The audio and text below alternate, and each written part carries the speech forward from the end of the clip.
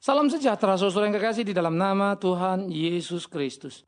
Kembali kita memikirkan kebenaran firman Tuhan dan kali ini kita akan membuka Alkitab kita yang terambil dari Yosua pasal 24.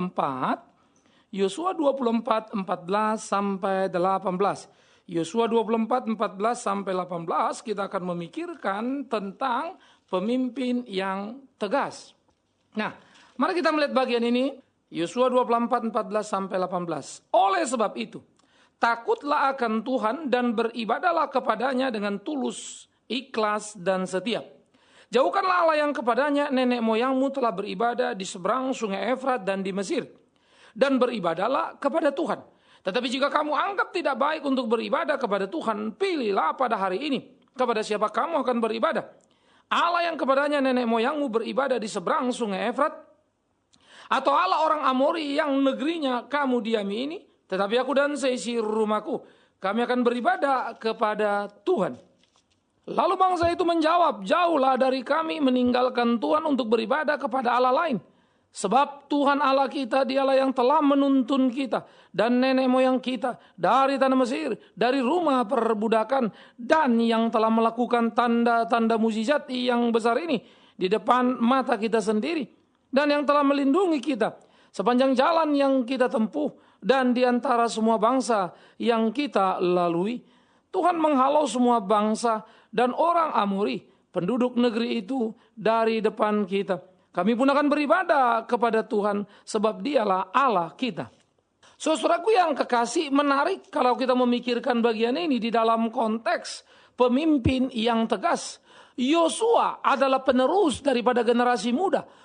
Musa tidak pernah bisa sampai ke tanah perjanjian, hanya di gunung Nebo. Kemudian Musa yang sudah mempersiapkan, mendelegasikan tugas kepada Yosua.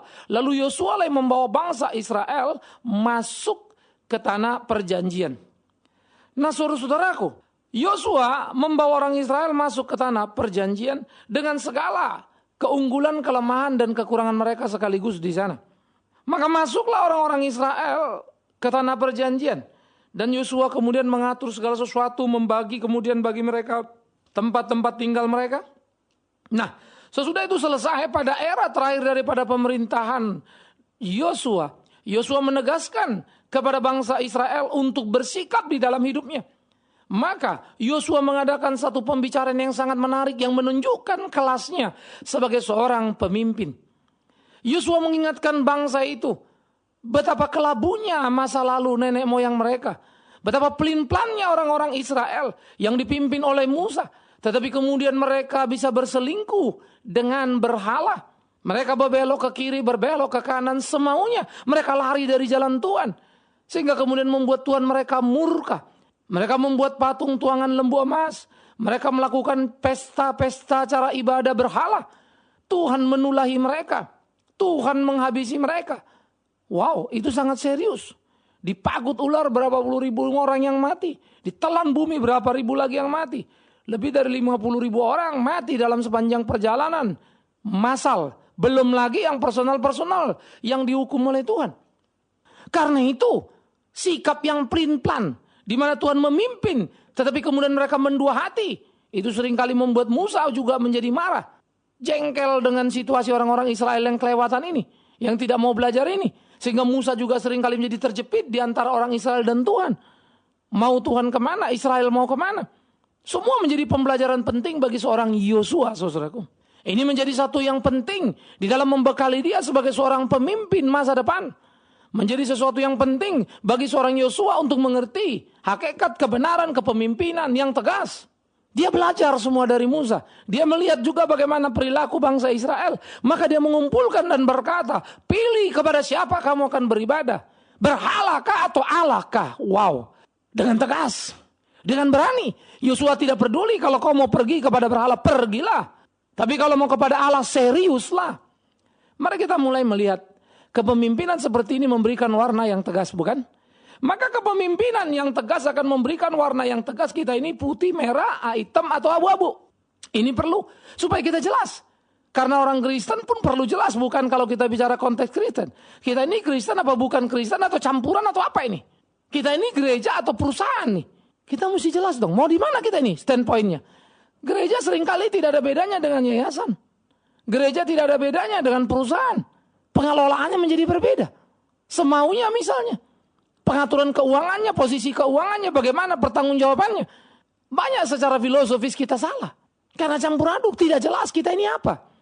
Ya, gereja selalu takut kalau tidak punya uang. Betul, uang diperlukan untuk mengelola gereja. Tapi kalau gereja hidup karena uang, lalu di mana Tuhannya? Masa iya Tuhan tidak bisa melengkapi gereja Tuhan dengan cara Tuhan? Yang kita perlukan adalah kesetiaan, ketaatan melayani Dia, sungguh-sungguh melakukan yang terbaik, maka Dia pasti akan kirim itu. Jadi mestinya diskusi kita bukan uang melulu dong. The quality pelayanan itu sendiri mestinya. Karena itu akan mendatangkan uang yang dikirim Tuhan lewat banyak cara. Tapi kalau uang melulu yang dibicarakan, deposito dari gereja kita, aset gereja kita, apa ini kita tidak beda dengan perusahaan? Sebetulnya kita apa? Tegas. Menarik bukan? Mesti tegas dulu. Warna apa ini? Yang kedua kita juga mesti tegas. Bukan saja warna gereja misalnya atau kita mau kemana. Kalau itu partai ini partai apa? Agama apa bukan agama? Yang jelas, yang tegas. Diperlukan seorang pemimpin yang tegas. Untuk menentukan warna apa kita sebetulnya. Itu perlu. Tetapi yang kedua juga. Tiap posisi juga perlu tegas. Kalau kita bicara di dalam gereja, pengurus gereja atau majelis gereja. Ini siapa ini? Ini bos. Orang penting. Yang bisa mengatur orang seenaknya misalnya. Atau ini adalah pelayan-pelayan. Yang melayani. Tapi bukan dengan barang sisa. Dengan kemampuan berpikirnya. Dengan sikap profesionalnya. Tapi dengan hatinya yang penuh pelayanan. Kan perlu tegas. Atau kemudian dia yang dilayani. Pendeta ini siapa ini? Ini pendeta. Dalam pengertian pelayan. Yang melayani atau dia big bossnya. Atau dia pengusaha. Atau dia bahkan pemilik. Dari gereja. Wah ini jadi pertanyaan yang serius lagi. Mesti jelas dong. Mesti tegas. Kalau gereja ya gereja. Tidak salah Anda menjadi pemilik perusahaan. Tidak salah Anda menjadi big boss di perusahaan karena is your company. Tetapi di gereja mana boleh. Big boss kita kan ya Kristus dong. Kepala gereja ya Kristus, pemilik gereja ya Kristus. Maka tidak ada satu orang pun berhak mengatakan ini gereja saya yang bangun ini. Kalau kau tidak mau jangan berikan uangmu, bangun gedungmu. Yang lain kau kasih nama apa sana terserah. Nah tegas. Seringkali ada posisi yang tidak tegas. Siapa yang berani bicara kebenaran? Semua orang mendadak munafik. Lalu kita berdalih dengan berkata, ini pelayanan Pak, biar sajalah ini itu. Bagaimana bisa kau sebut sebuah pelayanan? Ketidakbenaran kau biarkan. Mengerikan bukan? Tapi itu fakta. Inilah kenyataan dalam hidup keagamaan yang tidak jelas. Sehingga disebut jelas-jelas tidak jelas. Tegas-tegas tidak tegas. Akhirnya kita berkolusi dengan kekacauan. Kita memang enjoy dalam pelayanan. Tapi apakah Tuhan senang melihat kita? Pernahkah saudara bertanya itu? Bacalah Alkitab. Alkitab bilang apa? Jangan dengar apa kata Bigman Sirait. Tapi dengar apa kata Alkitab. Aku muak. Kau tidak panas, tidak dingin. Kau suam-suam kuku. Kau layani aku tapi kau berkolusi dengan kebenaran. Kau bilang aku Tuhanmu tapi kau yang jadi big boss di situ. Kau bilang aku pemilik gereja padahal itu punyamu. Wow. Maafkan saudaraku, kau dimuntahkan. Biarlah orang Kristen belajar menjadi orang Kristen tapi tidak menjadi orang munafik. Supaya di mana kau ada tegas. Saya lebih salut.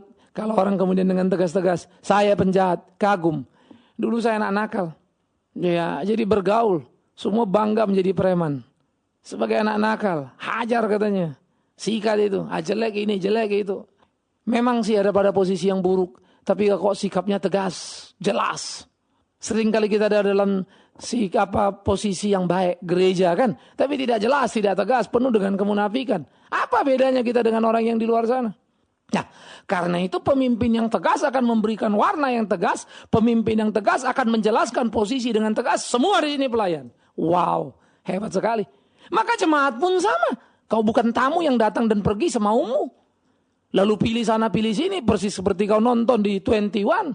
Mana yang kau suka. Sehingga dulu dalam TV ada namanya aneka suka siaran niaga gitu ya. Di sini bukan. Bukan kau pilih ini lalu kau terhibur. Oh aku senang sini. Karena enjoy ininya suasana hatiku enak. Kau mau memuliakan Tuhan, menyenangkan Tuhan atau menyenangkan dirimu. Pikirkan itu. Tegas. Wow, hebat ya. Saya pikir-pikir Alkitab dan saya suka malu dengan diri saya. Karena kadang-kadang saya pun cenderung di dalam semangat mau tegas dan tegas dan tegas. Ada waktu juga enggak. Kadang-kadang juga kompromi. Saya sesali diri saya, lalu saya mesti berdoa lagi. Tuhan betapa lemahnya, doa lagi. Tuhan tolong saya. Banyak orang mengatakan, Pak Bigman Kalau khotbah keras, berani bicara. Sejujur-jujurnya masih kurang, harusnya lebih lagi. Saudaraku, saya bukan orang yang khotbah keras, saya khotbah benar. Tapi memang kebenaran seringkali keras. Tapi saya masih rasa saya kurang benar. Banyak aspek saya masih perlu perbaikan diri. Dan saya berdoa untuk itu. Mau kemana gereja Tuhan? Kadang-kadang kalau saya ukur dari diri saya sendiri rasa kurang benar. Masih banyak yang kurang pas gitu ya. Tapi orang lain anggap saya sudah bagus, sudah hebat, sudah ini. Waduh, saya juga jadi bingung. Standar apa yang kita pakai ya? Ukuran apa? Kalau ukuran Alkitab, waduh berapa jauhnya kita. Karena saya sendiri jujur, rasa masih banyak yang mesti dibenahi. Nah jadi di dalam bagian-bagian seperti ini, ketegasan warna itu perlu. Di sinilah diperlukan pemimpin yang tegas. Di sinilah diperlukan sikap yang tegas. Warna gereja kita apa? Ini. Mau kemana? Ke sini. Sehingga kita mempunyai satu warna yang tegas, warna yang jelas tadi. Lalu kita mempunyai posisi-posisi yang jelas, posisi yang tegas tadi. Nobody big boss di sini. Semua ini servant, semua ini pelayan. Tetapi tidak ada pelayan yang murahan di sini. Tidak ada pelayan yang karena tidak mampu baru masuk kemari. Semua melayani dengan baik. Semua melayani dengan profesional. Dengan otak yang Tuhan kasih. Maksimal, dengan harta yang Tuhan kasih. Tapi tidak lebih, tidak kurang. Semua kita sama. Di dalam gereja saya tekankan filosofi. Semua melayani, semua. Nah, termasuk di situ pengurus, termasuk di situ pendeta. Sehingga semua harus ambil bagian di dalam kesadarannya. Nobody big boss. All about servant saja sudah. All of us. Semua kita. Ini perlu. Ya. Kadang-kadang saya sebagai pendeta karena dilayani itu, wah happy juga, senang juga ya. Kadang-kadang rasa wow gitu. Baru ingat lagi, apa aku ini? Ya, baru rasa mesti perbaiki lagi, cepat-cepat lagi. Saudara-saudara. Tetapi berapa orang sekarang kita tidak jelas. Antara pendeta dan pemimpin perusahaan. Ya, kita tidak tahu lagi siapa saja yang butuh bodyguard. Sekarang banyak orang pakai bodyguard misalnya. Sampai nggak jelas ini yang pelihara Tuhan apa siapa sih? Yang jaga keamanannya siapa? Tuhan apa siapa? Luxury. Gaya hidup yang berlebihan. Sebetulnya kita mau apa ini? Apakah kita pendeta yang punya kebanggaan melayani? Atau punya kebanggaan karena punya tumpukan aset yang luar biasa? Tegas. Jelas. Kalau mau jadi pengusaha, jadi pengusaha. Antara wajar seorang pengusaha berusaha sekuatnya mengumpulkan uang sebanyak-banyaknya. Lalu dia pakai mobil yang mewah silakan, rumah mewah silakan. Dia pengusaha kok, dia berhak untuk itu. Tapi kalau kemudian kita jadi mau pendeta lalu juga mau pengusaha. Jadi pertanyaan serius itu. Tegas dong mau yang mana? Nah saudara dalam hal ini perlu. Seringkali orang memang mengambil contoh Paulus. Paulus juga bikin tenda, dia pengusaha. Tetapi dia juga rasul yang menginjili. Salah besar. Jangan memanipulasi contoh itu. Paulus bukan pebisnis. Paulus memang bikin tenda. Setiap orang Israel punya keahlian untuk itu. Tetapi dia bikin tenda untuk membiayai pelayan lalu pergi lagi. Mana ada perusahaan sekejap-sekejap. Perusahaan itu terus menerus. Continue. Mana ada perusahaan yang buka hari ini tutup lagi besok. Omong kosong itu. Jadi jangan dimanipulasi. Karena Paulus tidak ingin membebani jemaat yang didatanginya. Dia bikin tenda. Tapi nanti ada waktu kemudian ada dana dari lain-lain dikumpulkan. Terus dia pergi. Dia tidak bikin tenda. Karena dia muter sebentar di sini, setahun lagi sini, 2 tahun lagi sini, mutar semua jemaat itu. Baca surat-suratnya itu komplit. Jadi jangan mengambil contoh sembarangan, memanipulasinya untuk kepentingan kepuasan diri. Perlu tegas.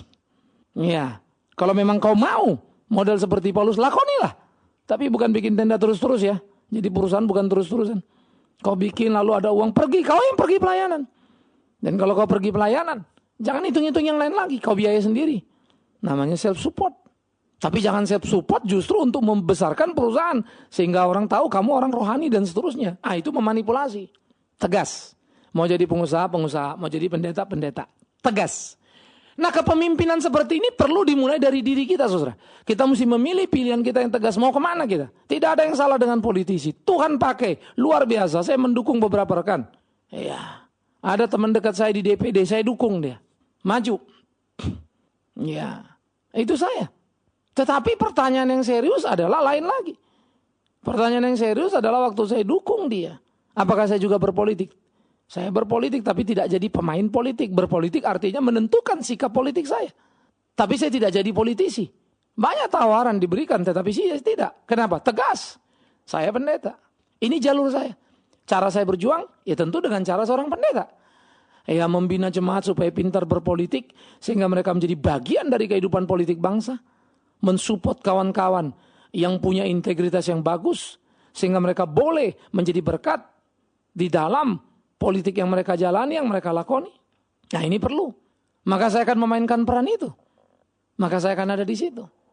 Nah jadi saudaraku yang kekasih, di dalam bagian-bagian seperti ini, menjadi perlu untuk kita berpikir melakukan apa yang harus kita lakukan dalam kehidupan kita. Jangan kita menjadi salah. Nah ini yang harus dicermati. Jadi beginilah kita menciptakan satu ketegasan, di mana ketegasan itu menjadi motor yang kuat. Sehingga di dalamnya nama Tuhan sungguh dipermuliakan. Sehingga kita betul-betul bisa melakukan nilai-nilai yang penting. Sehingga kita betul-betul bisa memainkan peran yang strategis dalam kehidupan kita. Ini perlu. Ini penting. Sehingga di dalam bagian-bagian seperti ini, orang Kristen harus tepat memainkan perannya. Menjalankan hari-harinya. Sehingga pertandingan, perjuangan yang harus kita jalani, menjadi sebuah pertandingan, perjuangan yang serius dalam kehidupan kita. Nah, ini kita camkan. Ini kita pikirkan. Jadi, tegas itu penting bukan? Karena akan dia memberikan warna yang tegas, posisi tiap orang yang tegas. Dan yang ketiga memang harus adalah tujuan yang tegas tadi yang sudah sempat kita juga singgung sedikit. Mau kemana kita? Kalau warna kita A, tujuan kita A, jangan melenceng dong. Bahwa kemudian ada kesulitan, ada benturan, ya kita hadapi dong. Jangan cengeng dong. Jangan kompromistis, jangan bunglon. Ya. Maka kalau kita melihat kehidupan gereja, sebetulnya seringkali gereja sudah jadi bunglon. Mirip dengan dunia. Bagaimana dunia menyanyi, bagaimana dunia melakukan ini itu, kita juga begitu, cuma beda teksnya aja. Di dunia sana bicara tentang diri, kekuatanku, sini bicara judulnya Yesus Tuhanku, ya sudah. Tetapi sebetulnya spirit yang berlaku sama, semua mau sama-sama cari kenikmatan, kesenangan dari semuanya. Bukan lagi mau menyenangkan Tuhan. Padahal tujuan gereja secara umum adalah menyenangkan Tuhan, bukan menyenangkan saya. Saya ke gereja untuk menyenangkan Tuhan, bukan supaya saya disenangkan. Karena itu doa kita, sikap kita harusnya jelas dong. Harusnya, yes. Tetapi faktanya, no. Nah ini kesedihan-kesedihan yang tidak boleh terjadi di dalam gereja. Sehingga pemimpin yang tegas seperti Yosua dengan segera menantang seluruh orang Israel. Kau pilih, berhala atau Allah. Wow, hebat sekali. Yosua seakan mau mengatakan, kau pikir kau siapa? Kau tidak boleh menomorduakan Tuhan. Maka dengan tegas dia berkata, aku dan seisi rumahku, kami akan beribadah pada Allah. Tidak peduli dengan kalian. Wih, saya kagum loh. Ya, tegas sekali dia mengatakan itu. Kenapa dia berani begitu? Karena memang dia hidup. Dan keluarganya untuk Allah. Dia hidup melayani Allah. Tidak ada yang tersembunyi pada dia. Tidak ada orang yang bisa menuding dia dan berkata, Pak Yosua ngomong saja, nyatanya Bapak juga hidup gini gono, ngambil untung sendiri. Oh, nggak bisa. Dia bersih. Maka untuk sebuah ketegasan, perlu sikap hidup yang benar. Tidak ada cacat yang bisa ditusuk-tusuk orang di sana. Dibolong-bolongin orang ya. Perilaku yang sejalan. Itu memberikan keberanian kepada kita untuk bersikap tegas. Dan Yosua sudah melakukannya dengan jeli. Dengan hebat. Maka kita harus menentukan sikap hidup kita yang jelas. Yang tegas. Mau kemana kita, mau apa kita. Dan apa warna kita. Sehingga dengan demikian saudara kekasih. Maka makin hari hidup kita sebagai gereja. Hidup akan menjadi sangat berbeda. Karena memang itu tuntutan Alkitab. Jangan serupa dengan dunia ini. Tetapi ironis pergumulan kita sekarang gereja makin mirip dengan dunia. Yang beda cuma kata-katanya. Di gereja Yesus disebut, di dunia tidak. Tapi tujuannya, caranya sama saja. Ya, kita memuaskan emosi kita. Jingkrak sana, jingkrak sini misalnya. Ya begitu juga. Ya, di luar pun begitu. Tapi kita ganti nama. Yang seneng kita. Jujur saja tanya dirilah. Jangan tanya orang lain. Jangan tanya saya. Tanya dirimu. Kalau kau ke gereja mau cari apa? Kalau kau menentukan sebuah pilihan apa? Ini aku suka, ini aku cocok. Kan begitu kan? Tapi kalau firman itu rasanya tidak enak buat kuping kita. Tapi benar sih. Kita tahu itu benar. Tapi kita nggak cocok. Mana kita mau di situ? Kita jujur sajalah. Maka belajarlah. Menyukai apa yang Tuhan suka. Sekalipun kita tidak suka. Belajarlah untuk melakukan apa yang Tuhan lakukan. Sekalipun kita resah ada di sana. Lama-lama kita akan mengerti kebenaran dan mencintai kebenaran. Pasti kita akan bisa melakukan. Dan Anda akan berkata, apa yang saya ucapkan memang tepat. Seharusnya lah kita berani. Sejak dululah seperti itu. Kalau memang mau dengan kebenaran. Tetapi, kalau kau mau tetap dalam kemunafikan, tetaplah disitulah. Maka nikmatilah kehancuranmu. Tapi kalau kamu sungguh-sungguh benar. Tuhan tidak suka suam-suam kuku. Mau panas-panas, mau dingin-dingin. Mau jahat-jahat sekalian. Supaya mulus jalanmu ke neraka. Tapi kalau kamu ikut Kristus, mau baik. Baik benar-benar, hidup yang benar. Jangan setengah-setengah, Tuhan tidak suka. Ya, daripada setengah-tengah saya bilang mendingan jahat sekalian. Lakukan apa yang kau mau lakukan. Jelas jalanmu ke neraka. Tapi kalau kau mau ke surga bersama dengan dia, kau tidak bisa separuh kaki kiri, separuh kaki kanan di tempat lain lagi. Nggak bisa. Tegas. Nah, biarlah semua kita boleh jadi pemimpin yang tegas, memberikan warna yang tegas, tujuan yang tegas, dan posisi yang tegas. Sehingga semua orang yang kita pimpin tegas tahu kita mau kemana. Kiranya keberanian itu ada pada kita. Dan biar kita mengingat apa yang dikatakan Yosua. Aku dan seisi rumahku, kami akan beribadah kepada Allah. Bukan ilah-ilah, bukan berhala-hala. Bukan hanya Allah.